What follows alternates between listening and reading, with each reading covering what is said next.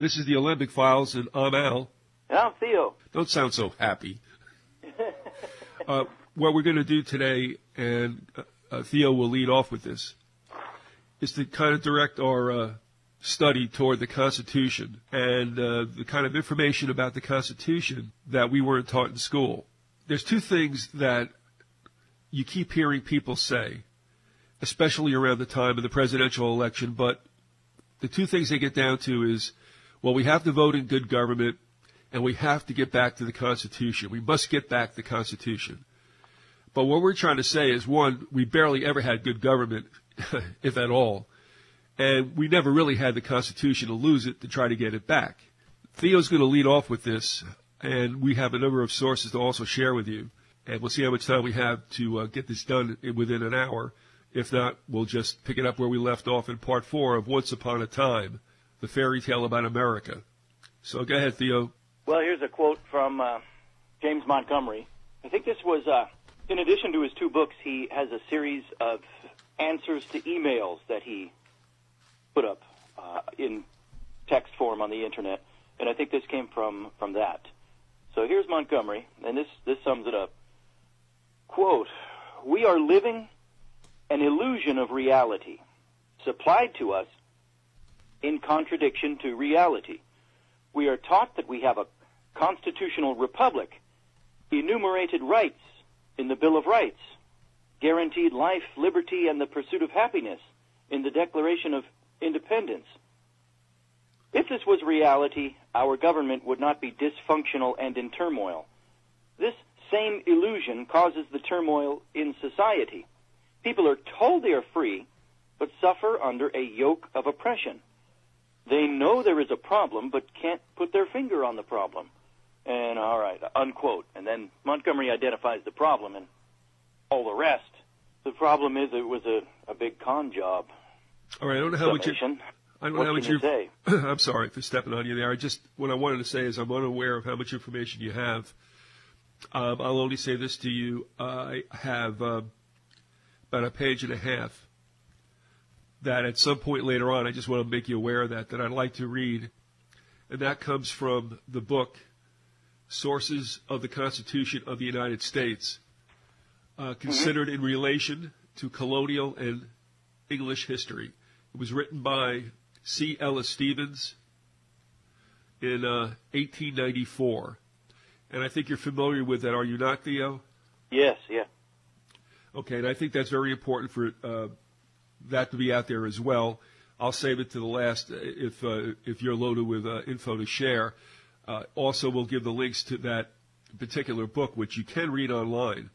I did have it once, which I got out of interlibrary loan, but it's all there to be read online. So anyway, let me throw it back to you. You know where you're going, and so with that proviso that I'd like to get that in there later on. Please go ahead. Well, okay, so the 1787 Constitution was not what it was cracked up to be, and our so-called founding fathers were not who we thought they were.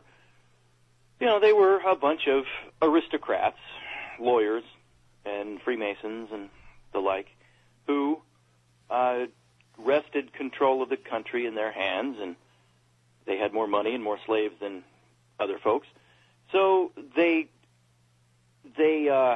protested enough against the taxation that was going on from Britain, and what they finally did win for themselves is they ended the taxation for themselves.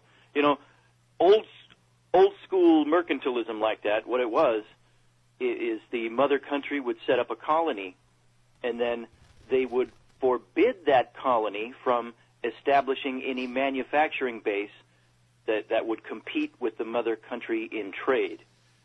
And but they would just use that daughter country, the colony, as a market to sell the wares of the mother country. Of course, today we've figured out another way around that, but that's for some other show. So yeah, there was enough that these aristocrats, these founding fathers, they wanted to compete in manufacturing. So Gustavus Myers also covers that the revolution was really about, largely about the growing manufacturing base in the colony. They were growing restless. At any rate, the 1787 Constitution, one very vital thing that did not happen was King George, when he was dictating the terms of the 1783 peace treaty, King George did not grant to the United States allodial title to the land. He only recognized the colonists' use of the land, and that's vital. That means, as Montgomery says, we still are a British colony. That never changed. Okay, so regardless of that, we did get, I suppose, a few rights and many privileges from that 1787 Constitution. As we covered last time, the so-called Reconstruction era ended all of that. It killed the 1787 Constitution, that contract. It ripped it up forever. The Reconstruction did, when it denied many of the states a right to a Republican government. When you do that, you rip up the contract and deny it to all the states. We've been under military rule since the Reconstruction. Now, what I think we're going to get into in this show is, moving forward in time, in 1917, an act was passed under Wilson's administration, the Emergency War Powers Act. And then in 1933, this is the biggie, that's when FDR was told by the international banksters to take that 1917 Emergency War Powers Act and add that the United States citizens were now enemies of the state. And James Montgomery covers this pretty exhaustively, I would say, the secret historical background. The banksters at first came to Herbert Hoover and said, "You're going to do this.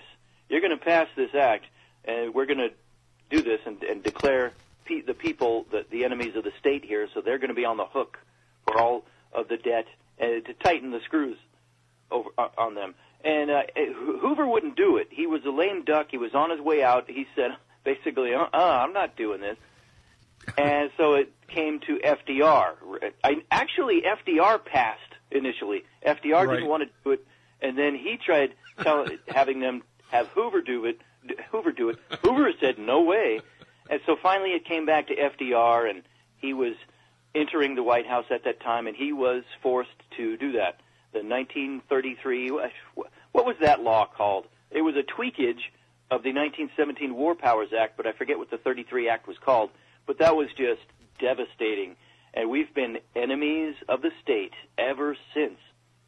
All right, I'm going to throw this out there only because I don't know if I can remember either. Are we talking about trading with the enemy? Yeah. All right, because you had the Banking Act and also they all were in concert to create this kind of situation, which I would say is clearly adversarial between the government and its citizenry. Yeah, okay, it was the 1917 Trading with the Enemies Act. Okay. In 1933, they changed it, tweaked it, so that, hey, guess what? The U.S. people, they're the enemy. That's us now. Yeah, it's like I had said before. Yeah, you can't be too overtly that way, because obviously you're going to raise more than suspicions of the people. You'll raise their ire as well. But right now, I think what has happened, we've always had the two-party system. Okay, we understand that, but we're to a point now, and I have to confess that I was also bitten by this. If I voted, I was an independent. I never classify myself as a Republican or a Democrat or anything else, or a Libertarian, none of that. But it was in the old days, if I voted Democratic and a Republican did something that I thought was horrible, I'd bang on the Republican, whoever that should be, whatever president that might have been at the time.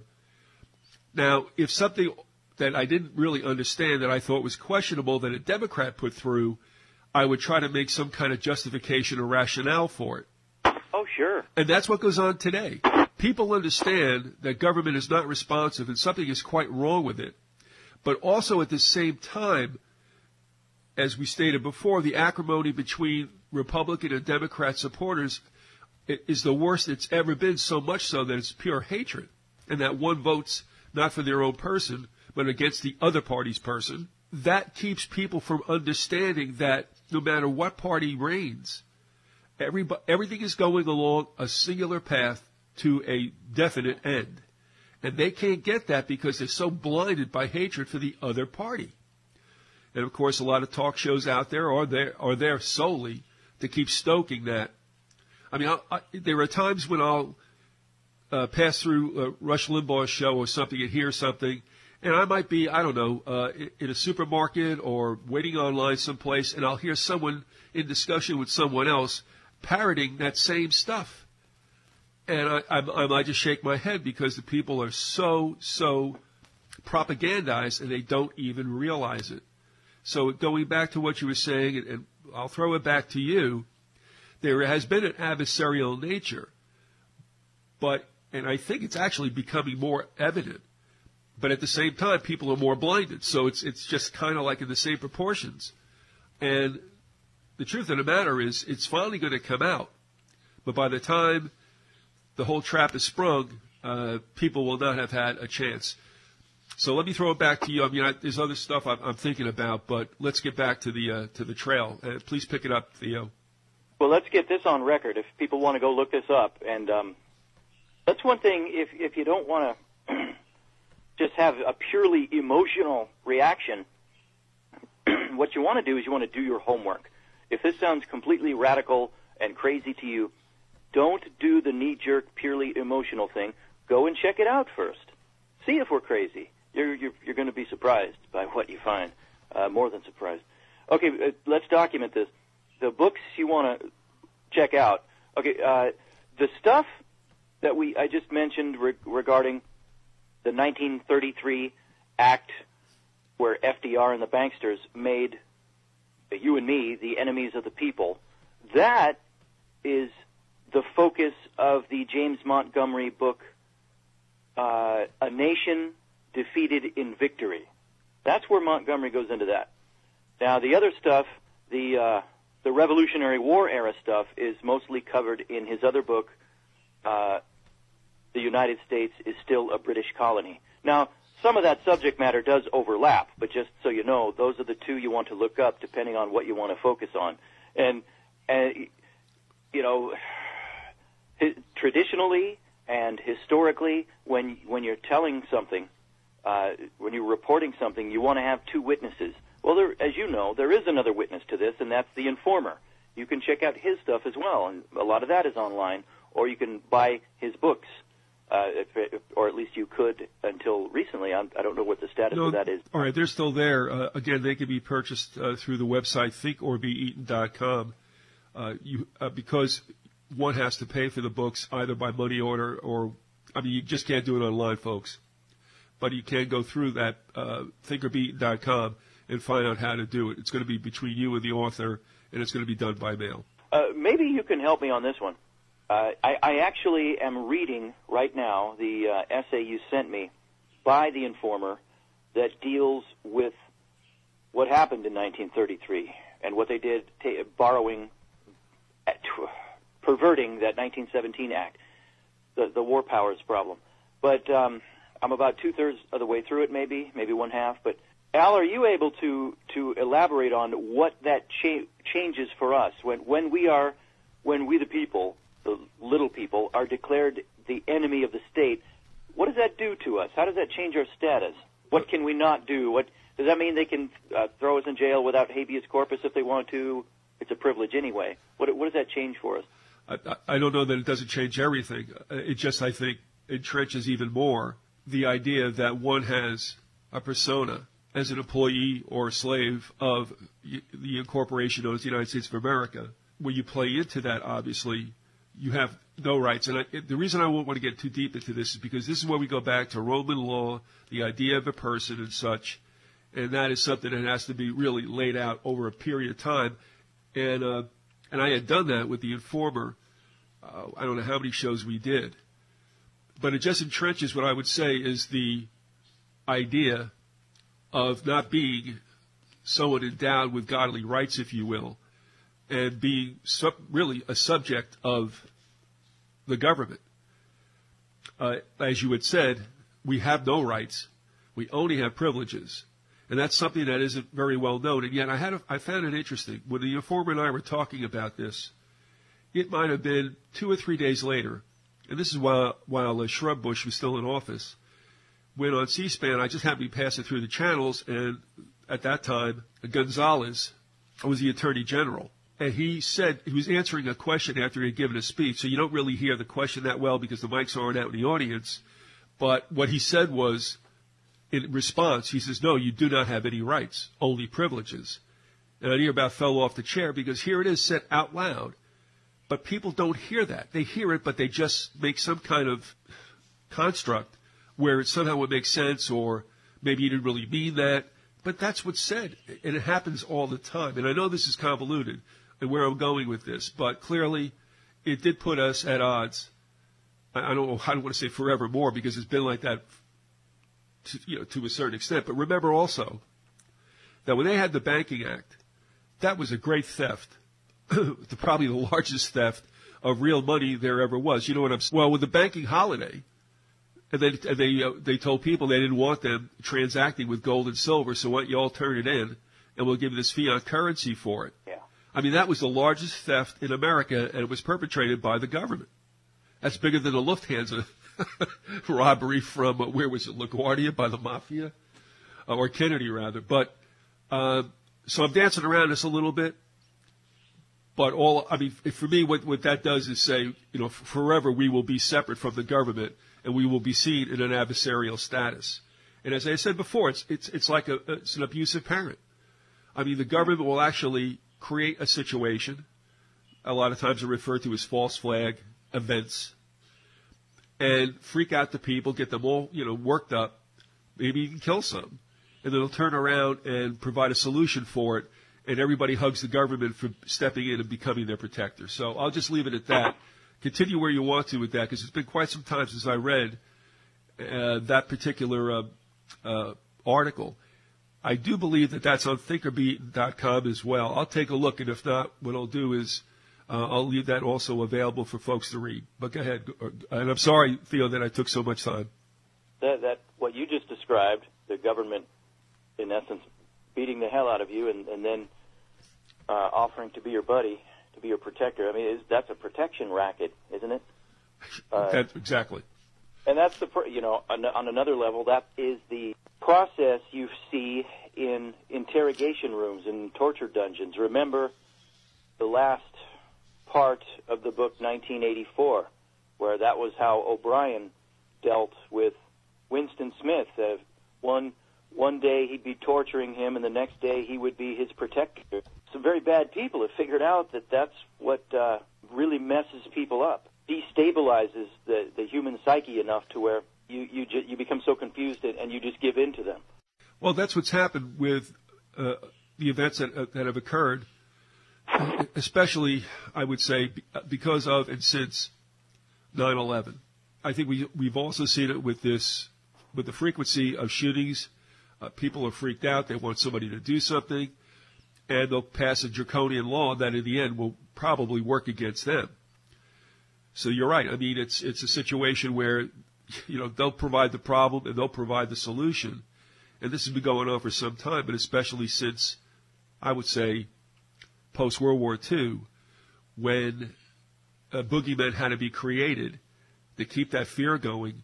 And one more example, okay, just to give you what we're talking about with regard to the government being an abusive parent. We're not going to explain here about 9/11 and how that was allowed, because that was allowed, the Pearl Harbor was allowed, the Lusitania sinking was allowed, and the USS Maine sinking was allowed, where citizens... Well, more than just allowed, some of those were provoked, and some of those were even beyond that. Oh, I'm just being nice by just saying it that way. Yeah. No problem. Yeah, absolutely. But what makes me laugh is when the justification for going into Afghanistan, just a little less than a month after 9/11, the whole mantra was, we're safer here because we're fighting over there. And yet, how many times in the last 10 to 12 years haven't we been told that we've just narrowly missed another terror event, and that these factions are still alive and working within this country. And so what I'm saying to myself is, okay, we're supposed to be safer here, but apparently we're not. True, nothing else has really happened, but what we're being told is it was going to, but we nipped it in the nick of time. So my thinking is, well, the problem is inside this country, not over in Afghanistan. It's got to do with immigration and some other things. So how are we safer here because we're fighting over there? And somehow that gets all forgotten about. People don't connect the two. They just want to be protected every time another terror event is a supposed terror event is thwarted. And we're left with all the measures that are put in there, even though the event never happened. And the greatest example of that is at the airport. All that's being done to stop potential terrorists. You can say, well, we never did have another event. Oh, well, that is true. But they never said that one was really even thwarted in a sense, but we still have to go through the whole yada yada to get on the plane. So, again, I've gone too far with that. But that's what I'm saying. People don't connect the fact that we are not safer here, but fighting over there. As you know, and as we've talked about, one of the reasons why they are making airport or airline travel so uncomfortable is the same reason why gas prices are so high, and that is when a state, when a nation descends into fascism or communism or any totalitarian state, as the United States now is, then the rulers, the real rulers, they always seek to control your movement. They don't like people moving around. Well, one of the earmarks of totalitarian government is limited or no travel. Yes. So it's easy to see, and this will happen over time, that, I think it's funny that in the 21st century, air travel is worse than it was in the 50s. Secondly, forget about Amtrak. A lot of developed countries have light rail or whatever and high-speed rail, and it works just fine.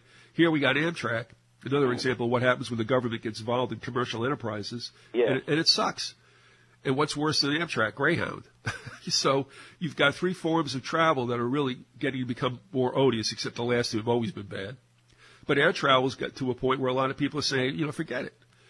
And the other thing is, okay, then what do you resort to? The use of your vehicle. Well, what's going to happen there? Gas prices are going to go through the ceiling.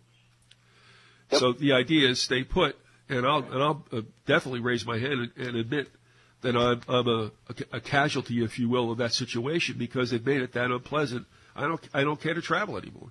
I really don't want to fly, where it used to be great. Now it's like, and I guess that's one of the problems too. I have something to compare it to at a time when it was, kind of nice. The problem is, a big problem is that the Americans who would classify themselves as patriots, they too see these modern problems that you and I see, but they think that if we can just take our country back and bring back our Constitution, that things are going to be okay. And that's what this show is really about, is we're trying to tell them, no, it's really not going to be okay. We the little people never had any country, and the only reason we were left alone more in the past was because there was more space and there was less surveillance, and it was more to do with geography than anything else. The Constitution never protected anybody, and it certainly never gave you title to your land. Well, that's the other illusion that you had opened up talking about, and that is you really don't own anything. No. You can pay off the mortgage, but you still have property taxes. Get behind in that, and you're going to lose your land. So you never really own anything. You have the color of ownership, but in the end, it can be taken from you. And even if you're doing everything you're supposed to, let's say you paid off the mortgage on your house, and you're paying off the property taxes. No matter how high they get, you're okay there. But if you can turn around and have eminent domain come through, and bang, it's gone. You're finished. Yeah. And we've seen enough cases of that before to not even have to establish that fact. So you really don't own anything. You just think you do. And one other word, that going back to your original question about what did the war powers do, and I may look up while we're talking. If not, what I found interesting is this. If you remember last year, probably earlier in 2012 than later, Boehner was banging on the president for, I guess, it's not instituting, but applying the war powers. You remember that at all? You had told me that. I remember that. I'll go try to find it, but anybody can do a search and probably come up with that. And again, here I thought this was rich. Now, the critics of Obama would say, oh, he's created war powers, or he's instituting them, as if that was his own decision. If they only knew. That's right. I mean, they've been there forever. And Boehner, I think, brought it up as a criticism, of course, to agitate between Republicans and Democrats. And yet they've been there forever. And I said to Iman, too, is that one of the reasons why we've never declared war since what? December 8th, 1941. We're always at war. And the war powers, emergency war powers, is something that circumvents the Constitution. So there you go. Like executive orders, that allows the president to act in a manner such as a dictator. And it's happened before and will happen again. So, yes, that happened. Now, also, I guess to sum up one thing, and that is this. As it was with the creation of the Constitution, also having Congress more or less make us the enemies enslaved us so that we would be, without knowing it, more responsive to placating, shall we say, global money and the international bankers. If you remember, the Constitution was struck by the founders to cover their rear ends so they'd be at peace with the Crown, who obviously told them that if we don't get our return on our investment, we'll come over there, throw a real war, and we'll also blockade you, and you'll understand what it's like to be in servitude again. Well, that's what the War of 1812 was about, when the bank charter, the National Bank Charter, ran out in 1811. Okay, so that was one reason. The other reason is the original 13th Amendment, which is an episode of history, again, right out of a Twilight Zone episode. I'm looking at a quote from Montgomery about that right now. You know, how many members in Congress today are lawyers? A majority? Almost all of them? There was an original 13th Amendment, which the archives of that were destroyed in the War of 1812. Well, almost. We've gone into that. Yeah. I think we went into that last time. You could not be a lawyer and be a part of the government today if there was still that original 13th Amendment. Quote also from that informer piece. He stated, President Lincoln then made us the enemy of the government by 12 Stat 319 in 1862. And I believe I have these documents as well that we could put up. Let's see. And Congress continued to keep the status quo by the creation of the Reconstruction Acts in 1867. Then in 1868, the 14th Amendment placed the people of both the North and South under the control of the military rule. That's why we would say the Reconstruction Acts, where the Northern states didn't realize it, but they were hit with that as well. And we've been in that situation ever since. And the last sentence is the other banking system, after gaining a foothold in 1913, referring to the creation of the Federal Reserve, caused the demise of the independent Treasury. To complete the enemy status, Roosevelt finalized us as the enemies of the bank in 48 Stat 1, March 9th, 1933. Stat is short for statute. So that brings us full circle back to what you were talking about. Go ahead. Well, do you recall in that informer essay you sent me, there one pivotal historical figure that the informer keeps hearkening back to, his name was Whiting? Yes. And he was secretary. Lincoln was so impressed with his legal shenanigans. Lincoln made him what was the title? Secretary of War Powers, something like that. And Whiting was basically used as he helped Lincoln to justify anything, any takeover of power on behalf of the federal government over states' rights and individual rights. That, again, that Whiting guy is a shadowy figure in history. I had never heard of him before. Obviously, he played a central role in the Lincoln administration. Well, I mean, it's amazing because what about 60 years later, you had another shadowy character that nobody really knows about and was pivotal in forcing through, without ratification, the income tax amendment. That's also where, right around the time you got the Federal Reserve Act and that 1917 Trading with the Enemies Act. Well, the and you're talking about, is that not House? No, Hopkins or House? No, House. No, I'm thinking, well, remember you got a couple of things going on here. No, I'm thinking about Philander Knox. Oh, yeah, okay. Oh, wow, yeah. He was Secretary of State under Taft, and he kind of bridged the administration. Under Teddy Roosevelt.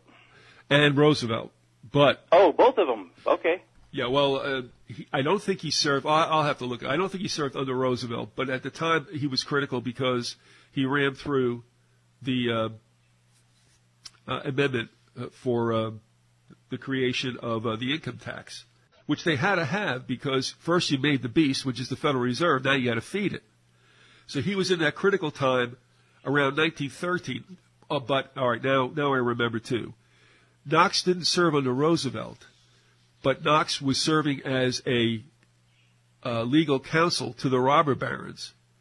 So here you have Teddy Roosevelt shaking his fist, talking about walk softly, carry a big stick, doing all this kind of supposed antitrust busting, right?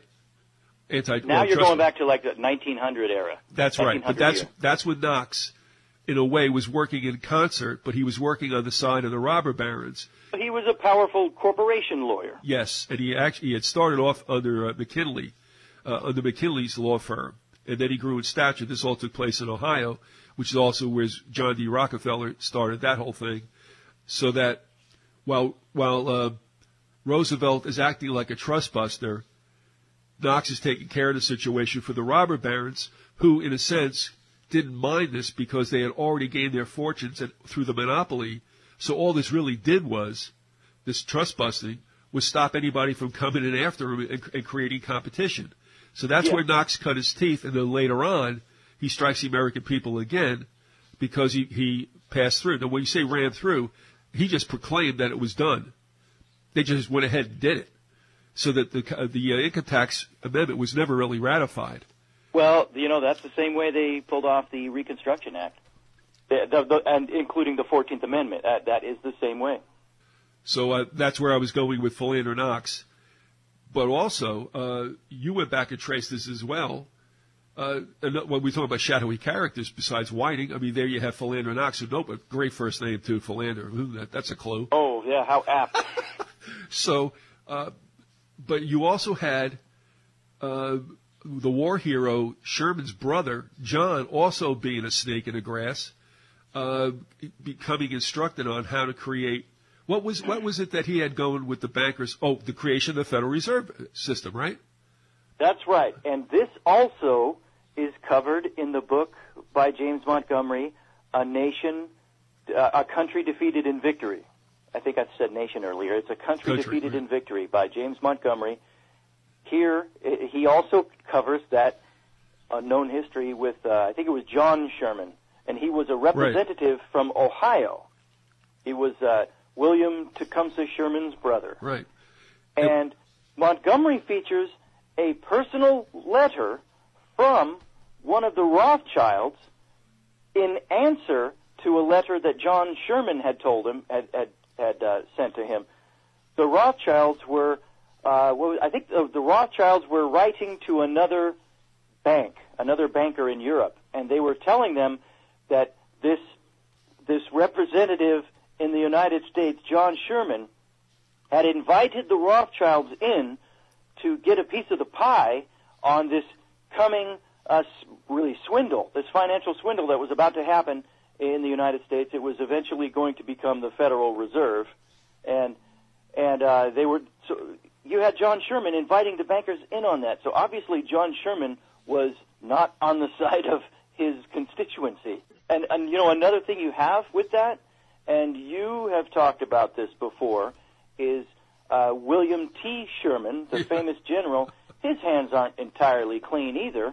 He obviously had some inside information, just like his brother, because after that Civil War between the states, didn't Tecumseh Sherman go out and just happen to buy a bunch of real estate where the railroad was going to be laid down a little bit later, so that land was going to be worth a lot more? Yeah, when he was going out and making the world safe from Native Americans, while he was out there, he also bought up land that the railroad would pass through, and he made a killing that way as well as the other way.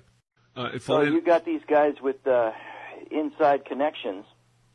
I talked about last week how in the formation of Washington, D.C., George Washington and just a few other cronies had inside information, and they knew beforehand that D.C. was going to be declared the capital, so they did the same thing.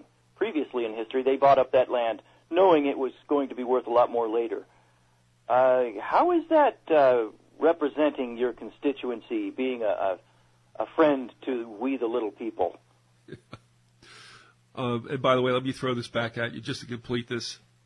Philander Knox was an Attorney General of the United States with McKinley. So he did serve under McKinley. So he was actually protégé by McKinley during his lawyering days. And, of course, now we see here that he was Attorney General there. He resigned, in June of 1904. And then he did serve from 1904 to 1909 as Taft's Secretary of State. Let me check that. He was Secretary of State under Taft from 1909 to 1930. Okay. The resigning was something else, and this is a bio I'm just drawing from right away because I just want to clear my head, which is very hard to do. But I didn't think he had any office under McKinley, but he certainly did, and he did under Taft, and he did under Roosevelt as well. But under Teddy, I believe he was Attorney General, and that's where the resigning comes from. He was Attorney General from 01 through 04. So there you have it. You know, what a bunch of dastardly deeds that guy perpetrated. Well, I mean, here again, the government gets fat off making deals with those who are the financial elite. But I would think it's correct to say that once the robber barons gained their untold millions, they proceeded to buy influence until they actually bought the people themselves, the senators and congressmen. And from that point on, they've been running the show, very content to stay in the shadows and not be connected to anything. But after they gained power, you could see through the 20th century, things did not improve necessarily for Americans. What you just described, how the rich people get rich and then they buy the American government, that is factually documented exhaustively in the book The History of the Supreme Court of the United States by Gustavus Myers, and another book of more recent vintage but still just as out of print that does that is The Rich and the Super Rich by Ferdinand Lundberg. Right. Isn't it interesting that these books which document the truth about our history are all out of print? It's rather coincidental. Well, it's also because they would not be picked up by major publishing houses. That's why. And why would that be? Of course. And as I had said, we had mentioned before, the character who owned I got to stop referring to him. It's something other than his name. He's now passed on. But he took a risk by publishing those books. And another publisher that put out stuff that was not popular was Devon Adair. D-E-V-O-N, Devon Adair, and they're the ones that published the book by Rear Admiral Theobald, The Final Secret of Pearl Harbor. So there were titles out there that did that. Some of them escape me right now, but they were never the real big ones, that you would see in the front of where there used to be bookstores. So. You know what I really appreciated about that book by Admiral Theobald? There are you know this, but there are 3 books that I know of that document the fact, the undeniable fact that FDR and his cabinet and General Marshall knew that the Japanese were going to attack Pearl Harbor, and they knew days, if not weeks beforehand, and they could have warned the Hawaiian commanders, but they did not want to do that. We know that. And it goes beyond that. We provoked them, really. So, but anyway, these three books, one of them's called Infamy by John Toland, a very respected World War II historian. The other is, the most recent one is Day of Deceit by Robert Stinnett. But that one in the 1950s, that's totally out of print, is the Rear Admiral Theobald's book. Remind me of the title of it? The Final Secret of Pearl Harbor. The Final Secret of Pearl Harbor. What I like about Theobald's is that guy, he starts the book smoking angry at FDR, and he ends the book just as smoking angry at what they did to those men who died that day. Whereas both Toland and Stinnett, at the end of their book, they throw in this weird, incongruous couple of paragraphs where they try to kind of justify what FDR and his cronies did in a way. They say, well, we had to get into the war anyway, and FDR and his boys, they didn't expect such a large loss of life at Pearl Harbor, but they knew that there had to be some loss of life. You never got that from Theobald. Theobald he just said this was wrong, and it was wrong, and should never have taken place. I just went to Amazon to take a look. Believe it or not, they're offering the hardcover of Final Secret of Pearl Harbor for $21. Is that a used one? That's on the collectible. The used one, they said $1. Oh. Really? And $3.99 shipping. That's okay. No, but it's not being printed anymore. No. And I didn't mean to say that that it was out there being published again. No, but it can be accessed. And I think anybody who's that interested, you will not be disappointed by that book. And what's even further interesting about what Theobald shares, because it was laughable. I mean, what he said is that the cabinet got together with Roosevelt, and that's that famous line I can't forget, is that when they knew they were going to let Pearl Harbor sucker them, the Japs sucker. That's politically incorrect or socially, isn't it? It's the Japanese. When the Japanese were going to sucker the United States supposedly at Pearl Harbor, the cabinet agreed that they appreciated there would be a substantial loss of life. Yeah, they appreciated it. Now, the other thing about that is that Tom Dewey, who was going to run against Roosevelt in 1944, because he had made his bones by being a big I would say mob killer, but that's a bad choice of words. He was very effective in defanging the mafia, and on that he was going to run in 1944. He also was aware, this is the biggest secret that was never kept.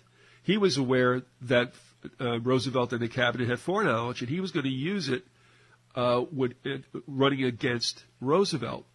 And he was told by his own party, by the Democrats, and by the Joint Chiefs of Staff that he said anything about that he would be indicted for sedition. So he lost in 1944, and I assume his sins were that great that even though he won in 1948, he lost in 1948 against Truman. That's right. Right. So Dewey made the mistake of sharing the secrets was going to share the secrets with the people, and that was not going to happen. And Stinnett's book, I think, is interesting because he has images of transmissions that were going back and forth between the Germans and the Japanese, and it was kind of like, in a sense, ironically funny that the Japanese sent a dispatch to the Germans in May of 1941 saying, I think America, the United States, has broken our code. And, of course, That's they right. had. So the United States knew exactly what was going to happen. And also the Japanese fleet, contrary to public consumption, what they have been told is that the Japanese did not maintain radio silence coming across the Pacific. And there were Dutch and British listening stations on islands strewn across the Pacific that knew they were coming. Yeah. It was laughable. Stinnett, he covers a few things that aren't covered in Theobald's book and Toland's book. One that stuck out with me was, okay, all those books discuss how the United States had broken the Japanese code. Stinnett has some new corroborating evidence for that. But and all those books also, of course, document the common knowledge that FDR put a trade embargo on Japan, a provocative trade embargo, especially oil, and also that we had frozen their assets, their monetary assets, another provocative move. But Stinnett documents something else that was previously hidden, was suppressed history here, that FDR had implemented this plan where for a period of time the U.S. was sending their fastest ship, some kind of cruiser. They would send a sole cruiser on this secret mission deep into Japanese waters, and they called them pop-up missions or something like that, where the American cruiser would just show up in an obvious act of provocation deep into Japanese waters, and then once they were sighted, the American cruiser would beat the hell out of there, would get out of there. But they did that several times. That, again, was to provoke the Japanese. Well, it gets even better. And then we better get back to close out with the Constitution. But in the book, The Suppressed Truth About the Assassination of Abraham Lincoln by Burke McCarty, which was published somewhere in the late 20s, in that book, McCarty wrote that at the present, doing a bit of dealing with the present before she got into the past, that at the present time that the Jesuits were in Japan to instigate anti-American sentiment for a future war. Now, she wrote that in the 20s. And then, of course, Billy Mitchell ran his mouth. He knew that we were going to fight the Japanese sooner or later. He ran his mouth and got court-martialed for it. Well, again, that was a kangaroo thing. But so, yeah. I mean, it was laughable that this was going to happen. And, of course, how many servicemen and women were ambushed in that situation? In fact, they had a sortie that was out just on a regular mission. Actually, the United States actually were landing while the Japanese were attacking. And they're coming down the middle of this like, what is going on here? So, we don't mean to make light of it, but, I mean, that's how pathetically tragic this whole thing is. And, again, this is what we're referring to as the government creating a terror event for a purpose, which is usually get everybody pissed off to go off and want to kick somebody in the butt, was what we saw happen in October of 2001, and we're not back yet. So, well, this, I think, will kind of bring it back around. Okay. And that is, FDR and Churchill were working hand in hand. Churchill knew damn well that FDR was going to get this country into war on behalf of Britain. And there was, remember that one, I think he was an American soldier named Tyler Kent over in England. He found out about that, and he tried warning his superiors, and he was thrown in jail. They shut his mouth. But like you say, the metaphor of Master Blaster from that movie Thunderdome, the United States was set up by Great Britain to be the hitman, the thumb man, the thug, and it really took fruition later on in the 20th century. But really, that was the design all along. We never were really cut loose.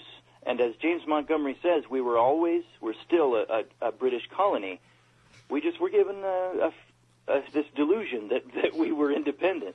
Remember something, too, and that is the American people were not too cool about going to war in World War I. And even though Lusitania happened years before our entry, it still was a very sore subject and worked its... Churchill played an integral role in that scam. Yeah. Yes, and so did Wilson. But in World War II, America still was not kind of keen on going over. But what happened was, with the declaration of war against the Japanese, what that did was there was a tripartite agreement between Japan, Germany, and Italy that an attack on one was an attack on the other. So when we declared war against Japan, we automatically had war with Germany and Italy. And then Germany acted in the manner that it had to keep the tripartite agreement, vital. So, in a sense, then, the declaration of war on the Japanese was a backdoor way of now having war with Germany.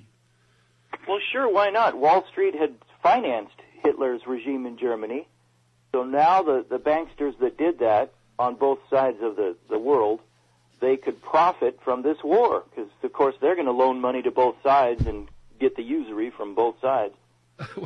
Well, all right. We keep saying we're going to get back to the Constitution, but then we're also thinking about who backed the Bolsheviks, which is funny. The supposedly anti-capitalist communists were set up by Western bank money and implements as well. And, of course, as soon as it was clear that the Bolsheviks would wrest control for good from the Mensheviks and the Tsars, immediately there was a humanitarian legation sent over to Russia, some humanitarian group. I mean, I think one guy, there were like a couple of doctors, the rest were all heads of industrial companies in the West, to include International Harvester. And folks, also, if you want to check out a good source on what was going on with, as Theo just mentioned, Wall Street's involvement in wars and with our supposed enemies. Anthony Sutton? There you go. Anthony C. Sutton has a number of books out there dealing with the subject. Most of them are online. Well, the two that would be most relevant there, Wall Street and the Rise of Hitler, and Wall Street and the Bolshevik Revolution. Yes, when last I looked, it was also one, Wall Street. What did you just say, the first title? Wall Street and the Rise of Hitler. Okay. There's also Wall Street and something with FDR. Yeah, there's another one on FDR. Yeah. That one was not online when I last looked. It hasn't been for some time, but you can't get that in a library. So, good luck, because it's Sutton's book. But anyway, I did want to mention that. Also, I tell you what, we're coming up to the end of this, so we're going to bring it to a halt.